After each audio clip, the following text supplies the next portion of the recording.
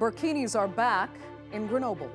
Still prohibited in most French public pools, the city in southeastern France will allow all to wear what they want or don't want while they swim. I'm Andrea Sankey, and this is the Newsmakers.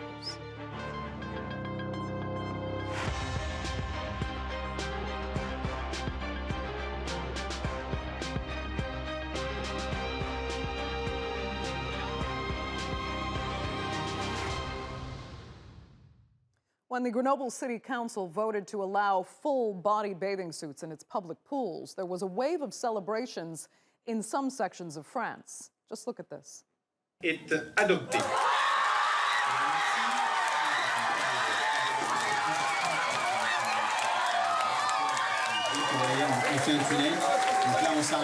It's important. It means that now I have access to the pool. I haven't been in 10 years. This summer I'll be able to go there. It's incredible. It's a question of freedom of choice, of being able to dress the way we want and have access to the public places and spaces. But while some celebrated, others bemoaned what they see as regression. After all the work and all the battles that have been fought to obtain gains for women, we feel that this is a step backwards. Faced with this result, where 29 votes out of 59 have carried out a historic decision in Grenoble, we have decided to leave the municipal council in the face of this anti-democratic situation. It's a kind of reversal of the concept of equality. We tell these women they won't be able to go to the swimming pool. But yes, they will be able to, simply by respecting the fact of wearing a swimsuit. France's central government has also hit back. While regional authorities quickly suspended Grenoble's public funding, officials in Paris are now challenging the decision. The Interior Minister called the move unacceptable and attacked Grenoble's mayor. Posting to his more than 300,000 Twitter followers, he said, Mr. Puyol, a supporter of Mr. Mélenchon, is unacceptably provoking the community. I have instructed the prefect to refer to the deliberation allowing the wearing of the burkini to secularism, and if it contradicts those values, to request its withdrawal. Laurent Wauquiez from the center-right Republicans Party also condemned the Grenoble decision. He said the city had broken with secularism and the values of France, and he accused Éric Puyol of doing a deal with political Islam to gain votes. And then Alliance Citoyenne, the group that pushed to have the restrictions lifted, came under investigation. Now, of course, this isn't the first time a debate over the burkini has erupted in France. In 2016, several mayors tried to ban the full-body swimsuit from beaches in the Mediterranean. Things escalated when this image of armed police forcing a woman to remove part of her clothing spread online. And since then, many French Muslims feel they are being targeted. It definitely comes from politicians from all parties, and then all the media talks about it non-stop and makes the atmosphere worse. The tension becomes more noticeable because of the media. In other countries, it absolutely doesn't happen like that, and there are no tensions with regard to Muslims. They clearly live in peace. So what many consider a personal choice has seemingly become a political priority. So to discuss the conflict between religious freedom and secularism in France, I'm joined from London by French-Algerian journalist and broadcaster Nabila Ramdani. Max Begon also joins us from London. He is the UK representative of Marine Le Pen's National Rally Party. And completing our panel from New York is Dalia Fahmy. She is a Middle East analyst and associate professor of political science at Long Island University. Thanks all so much for being with us. Let's start as simply as possible. Dalia, let me come to you. Do you welcome this change in Grenoble's legislation? Of course, but I think we need to put it in a greater context of the role of identity in French politics and how this rising Islamophobia narrative comes to the forefront when we see election cycles happening in France, as we've seen earlier this year and last year. When we look at what the language of the resolution is that women can wear whatever they want, right? So they can either go topless or they can wear burkinis. So the language says that women have freedom of choice. And so we think about what this really means. Why is this highly politicized? Is that the question of Islam has long been a thorn in the French establishment side. And that's because because France has 5.7 Muslims, the largest Muslim concentration in all of Europe. And so the implications of what this means for French identity is a larger story of the politics of the day and the way that Macron and Le Pen have used the narrative of Muslims and immigration to fan their own election aspirations. Okay, Nabila, I imagine you agree. This really does fit in with the election cycle in France.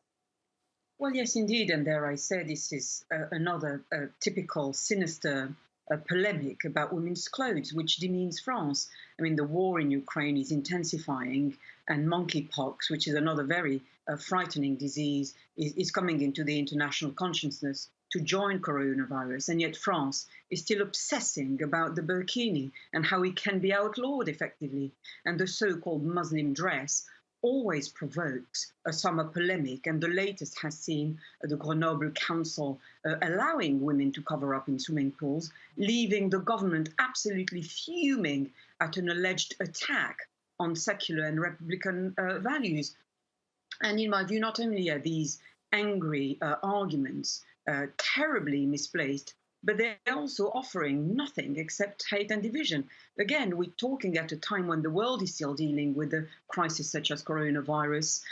We would think that France would have moved on from nonsense like this, especially when there's a war going on in Ukraine, but it really hasn't. And beyond massive global problems, there is a cost of living crisis in France and all kinds of other economic and social worries.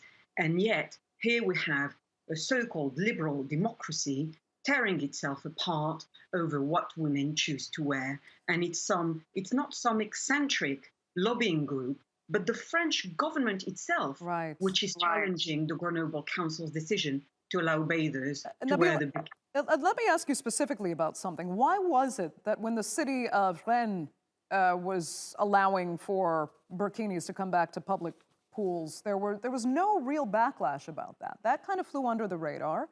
While Grenoble has become this huge political issue, it's on all French talk shows, and Rennes wasn't made as much of a political issue of. Why is that?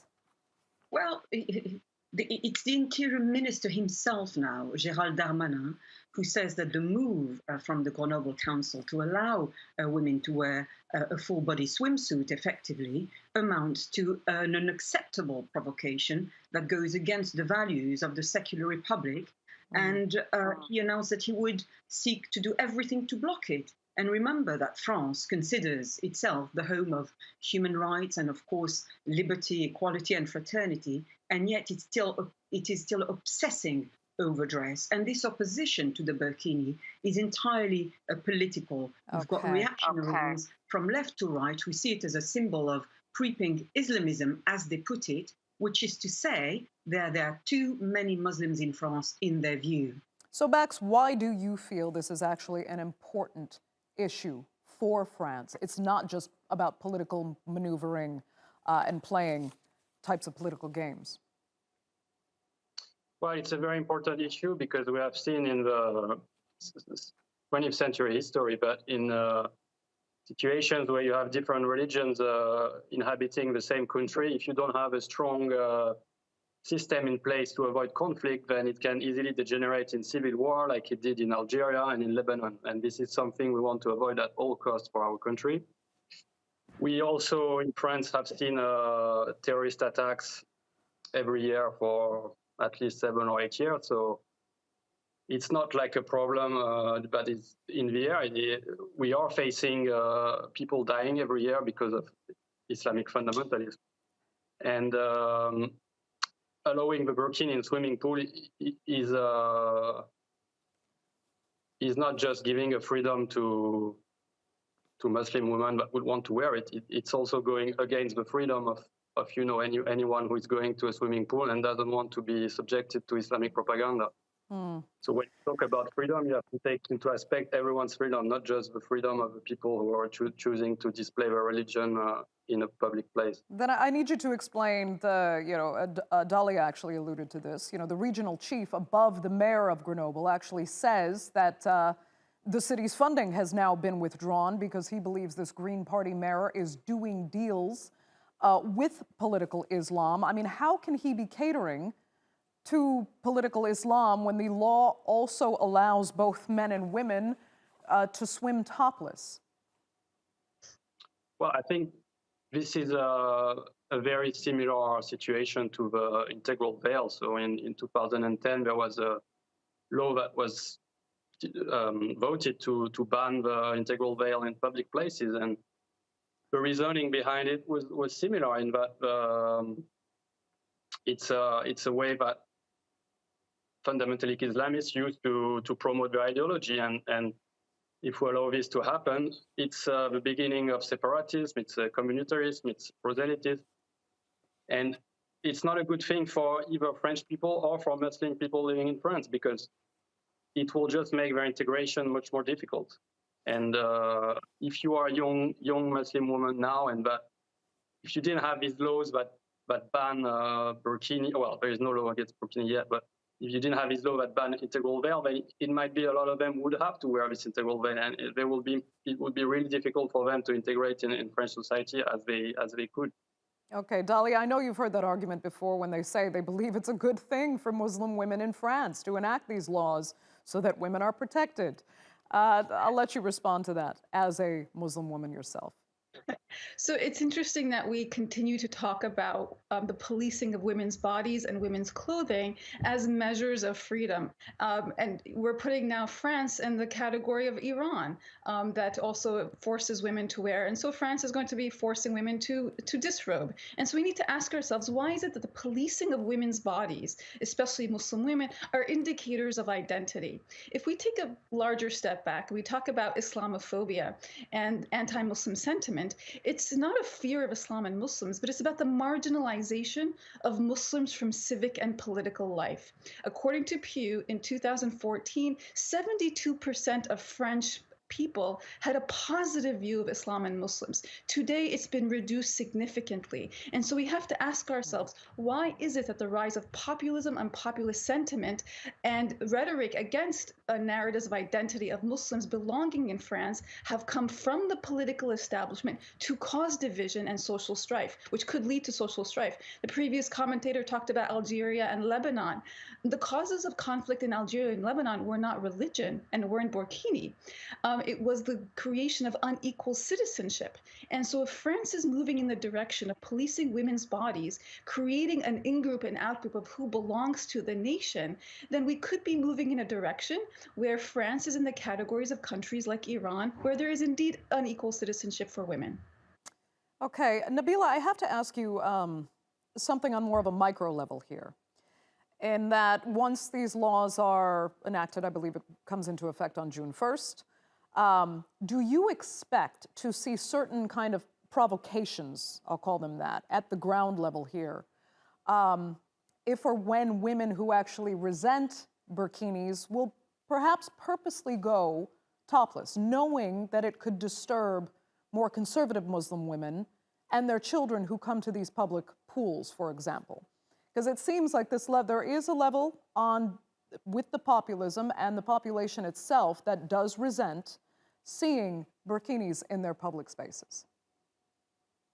Well, dare I say, the biggest provocation in all that, it comes from the government. I mean, women are entitled to wear what they like in swimming pools. I mean, the government had raised the issue of hygiene previously to ban the burkini. And the irony is hygiene in France is pretty primitive. If you walk into streets in France, you will notice that straight away. And it's no different in swimming pools, I can assure you of that in France.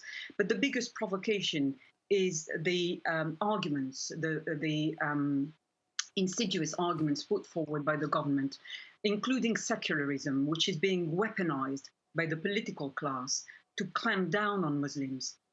Secularism is in fact meant to allow religious expression, and secularism laws certainly say nothing about swimming pool or indeed beachwear. The truth is that the entire political system in France, left and right, has been rallying against Muslims for years. And this contrived fashion debate is yet another example of the insidious tactics. They were very successfully honed by Nicolas Sarkozy, the former conservative president, who in 2010 introduced a so-called burqa ban to keep his xenophobic base very happy. And remember that the far right has just had yet another successful presidential election, and with parliamentary elections coming up, Macron and his ministers are very keen to keep them happy. Sarkozy's reasoning was that the face coverings were worn by a handful of women, mainly converts to Islam on housing estates, required a vicious national debate. And without providing a shred of evidence, he managed to criminalize wearers of the niqab, a black garment that draped over the entire body except for the eyes and the hands, by linking it with all kinds of potential threats, including terrorism. And by the by, and to the delight of the bigots, Muslims in general were made to feel like an alien subspecies, detested and pilloried because of what a tiny minority of them looked like. Right. And this is the danger. So, again, Max, this is not felt by Muslim women themselves, that this is in any way about protecting their interests or their dignity, as some in power like to argue, including your party. But let me ask you this. I mean, this legislation only passed by a razor-thin margin, and some, actually, including the former mayor of Grenoble, are now pushing for a local referendum. Do you think such a vote could help solve the problem or easily exacerbate it? Well, it's always a good thing to ask the local population what they want instead of making assumptions. But generally, a principle we support in the National Rally. But to put some perspective on the various laws that have been voted to ban, for example, integral veil. These laws have been voted by elected representatives of the French people, so they represent the opinion of the majority of the French people, and I think that's something that's very important. Like, if the French people don't want people to wear integral veil in the public space, then people should not be wearing integral veil in the public space. That's the most important thing, the sovereignty of the French people.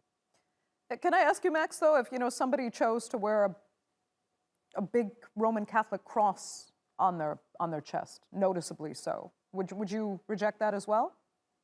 Yeah, we're completely against this kind of proselytism. And clearly, if someone was doing this in a swimming pool, he would probably be expelled pretty quickly. Okay, interesting. Dalia, do you think that's the case, really? Do you think the French would be as easily offended by people wearing large crosses around their necks? No, because those that are most Islamophobic are also saying that France has an inherent Christian identity. And so it's not about secularism as no religion in the public sphere. It's no Muslims and Islam in the public sphere. And we need to really be understanding of how this comes from the top and not from the ground root. Because as I said before, statistically speaking, most French people have historically been acceptable. Macron in 2017 ran on a platform of inclusivity and at a modern liberal society that embraces multiculturalism. That's how he came into power. But what we're seeing today is that the political narrative requires the rise of xenophobia and anti-Muslim sentiment and anti-immigrant sentiment for the political establishment to continue as it is. And so we saw the not just centering, but the moving to the right of even the left. And so it's not about whether you're wearing a cross or a hijab or a burkini or a yarmulke in the pool. It's really about the symbolic exclusion of a 5.7 million people in France for the sake of the political establishment to continue as it is and move even further to the right. It's not just happening in France, it's happening throughout the world, including here in the United States. And we need to be aware of the global problem of the rising populist narrative. Right. You are in the United States, Dalia. Let me ask you if you think this issue is France's version, more or less, of the white replacement theory, whereby conservative white French people kind of see themselves being demographically potentially replaced by Muslim immigrants in their case. We just had a mass shooting last week in Buffalo, New York, where the alleged shooter had a manifesto where it was looking particularly for the most densely populated areas of African Americans. We've seen this also in Christchurch in New Zealand. We're seeing this narrative of exclusion being so palpable that it's leading to violence, and it's leading to extreme violence here in the United States, where Just in the month of May, from January to May, we've had over 200 mass shootings. And we think about what the narrative and the rhetoric, the Burkini ban, or this legislation, if it passes nationally in France, is going to lead to violence because of the political rhetoric. Just as we see here in the United States, we had the anti-immigrant rhetoric, anti-Muslim rhetoric, anti-Semitic rhetoric in the last administration. And in all three of those spheres, we saw a rise in violence. And so we need to be aware when we see political legislation and elected officials speaking in Islamophobic context, those that suffer the most are going to be the symbols of Islam. Women who cover and mosques. And we have seen those two increasingly attacked in places like France. Max, do you see those parallels between France and the United States?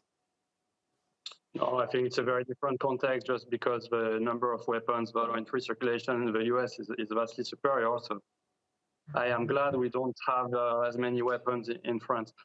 I would just like to mention that there was a poll 2 years ago that said that 74% of under 25 French Muslims put their Islamic faith ahead of French Republic values. So when you talk about Islamophobia, when you have this kind of situation where citizens living in a country put their own religious values ahead of the values of the country, you cannot stay inactive. You have to act to change that because it's not a sustainable situation. But if you start with this kind of opinion at 25, that's the recipe for separatists, communitarists, and eventually one day civil war. So we are acting not because we don't like Muslim people, but because we want to avoid violence and war. Dalia, go ahead.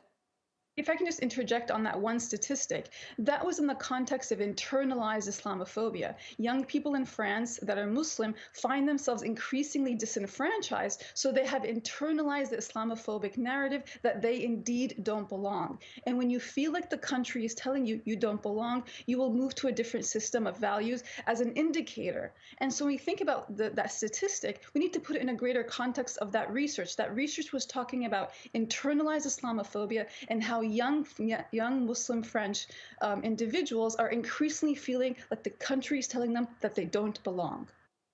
Nabila, we just have a minute left. I want to give you some time for final words. Go ahead. Well, I have to say that the truth is that those who rally against the behavior of ethnic and religious minorities they dislike are seldom able to hide their bigoted and indeed racist motivations. It was only a few years ago that the French women's rights minister, Laurence Rossignol, compared Muslim women who dared to shop in the so-called Islamic garment market to Negroes who supported slavery, her words. And the truth is that the burkini is just a flimsier version of a wetsuit, but to her, and to many like her, it's an unacceptable manifestation of a faith that allegedly locks up bodies, and it is thus a perfect example to demonize the followers of this faith. And you have even a ludicrous situation where French feminists, not all of them, it has to be said, are now even want to castigate Muslims who want to wear anything that may have religious associations, however spurious they might be. And they even object to those who simply cover their head with a headscarf, like Queen Elizabeth II when she goes out with her horses. So laboring a divisive debate about clothes so as to stigmatize a distinct community becomes part of a dehumanizing agenda championing the politics of exclusion. Right. And the truth is, members of France's 5 million plus minority should absolutely have the freedom to wear what they like.